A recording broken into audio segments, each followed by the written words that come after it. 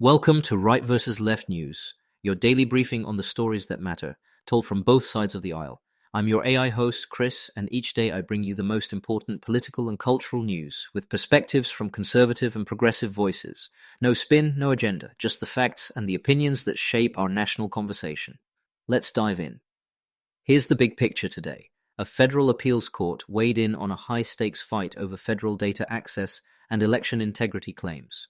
Fresh inflation numbers show prices popping again while consumer confidence plunges. Melania Trump broke her public silence with a rare statement about Jeffrey Epstein, stirring a political storm.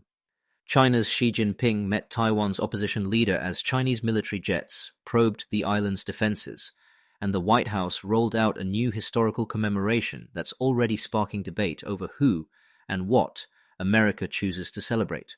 Before we jump into today's stories, a quick word from our sponsors. This episode is brought to you by Family GPT, the AI chat platform actually designed for kids.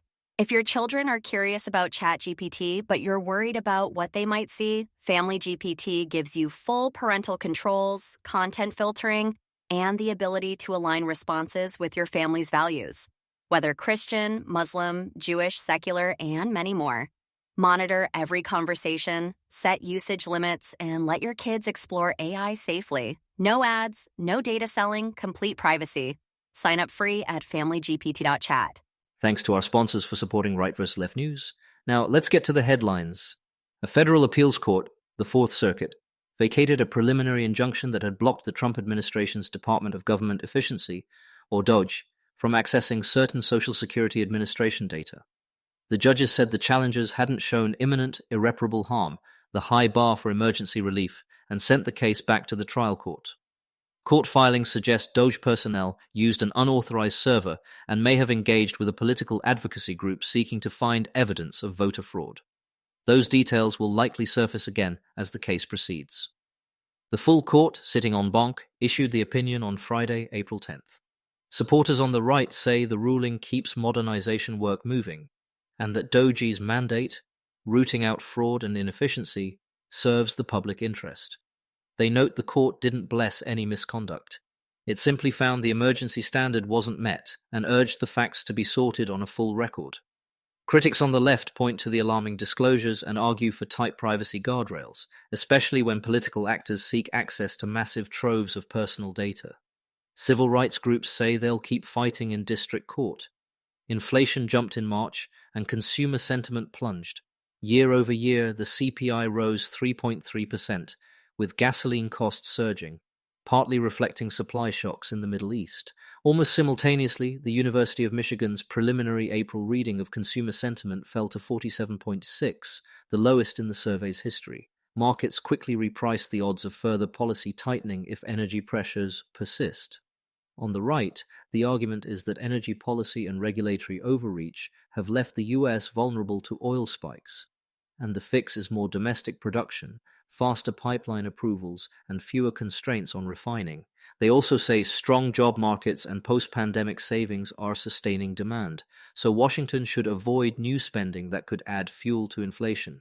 On the left, the view is that energy shocks and corporate pricing power in concentrated industries are doing most of the work.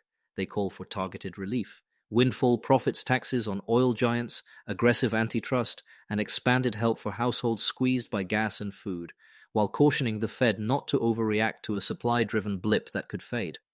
In a rare appearance at the White House, First Lady Melania Trump delivered prepared remarks denying any relationship with Jeffrey Epstein or knowledge of his crimes, and urged Congress to hold public hearings centered on survivor testimony. There were no questions, and the timing set off a fresh media storm. President Trump later said the statement wasn't at his urging. On the right, commentators framed it as a forceful rebuttal to years of innuendo, praising the call to let survivors speak in Congress while criticizing mainstream outlets for magnifying rumors. Some argued the press applies a double standard to Trump world compared with other elites once linked to Epstein. On the left, outlets questioned both timing and substance, asking why a high-profile White House platform was used, which inevitably pushes Epstein back into the headlines, and noting that some questions remain. They place it in a broader context of renewed document releases and investigations reigniting scrutiny of powerful figures' past ties. We'll be right back with more of today's news after this brief message. This episode is brought to you by Family GPT, the AI chat platform actually designed for kids. If your children are curious about ChatGPT but you're worried about what they might see, Family GPT gives you full parental controls, content filtering, and the ability to align responses with your family's values, whether Christian, Muslim, Jewish, secular, and many more. Monitor every conversation, set usage limits, and let your kids explore AI safely. No ads, no data selling, complete privacy. Sign up free at Family GPT Chat. Thanks again to our sponsors. Now back to the news. China's President Xi Jinping hosted Taiwan's opposition Kuomintang leader Cheng Li-wen in Beijing, calling for peace and opposing formal independence. Almost at the same time, Taiwan's defense ministry tracked 16 Chinese warplanes operating near the island. The visit lands amid stalled defense spending in Taipei and ahead of a possible summit between Xi and Trump, making cross-strait signaling especially fraught. On the right, analysts call for deterrence, expedited arms deliveries to Taiwan, deeper coordination with Japan and other regional allies, alongside pragmatic dialogue to lower the risk of miscalculation. They see the KMT outreach as a tactical pause, not a change in Beijing's coercive playbook, and warn against concessions that would trade away Taiwan's de facto autonomy. On the left, the emphasis is de-escalation, keep channels open, avoid great power spirals, and prioritize crisis hotlines and economic backstops that reduce incentives for military theatrics. Some also caution Washington against instrumentalizing Taiwan in the broader US-China rivalry, urging focus on democratic resilience and human rights diplomacy, not just arms sales. The White House proclaimed April 12th a day of celebration in honor of the life of Henry Clay, and is redesignating a historic State Department office in the Eisenhower Executive Office Building as the Henry Clay Room. The move spotlights Clay's 19th century compromises and institution building, praised by some as statesmanship, questioned by others for entrenching slavery before the Civil War. On the right, many cheer the nod to a statesman who prized union and incrementalism.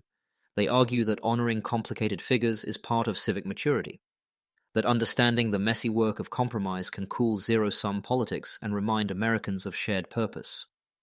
On the left, some bristle at elevating architects of compromises that preserved slave power, preferring to honor abolitionists and civil rights pioneers. They say commemoration choices aren't neutral, they reflect the values we center, and urge the administration to balance such tributes with a fuller reckoning of historical harms.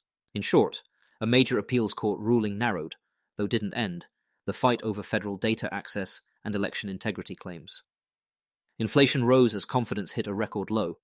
Melania Trump's Epstein statement jolted the political conversation. Xi's meeting with Taiwan's opposition coincided with Chinese jets pressing the island's airspace, and the White House spotlighted Henry Clay, sparking debate over how we remember the past. We'll keep tracking what changes next, in the courts, the economy, and on the world stage, so you can make up your own mind. That's it for today's episode of Right versus Left News. Remember, understanding both sides isn't about picking a team, it's about being informed. Subscribe wherever you get your podcasts, and join us tomorrow for another balanced look at the day's biggest stories. Until next time, stay curious and stay informed.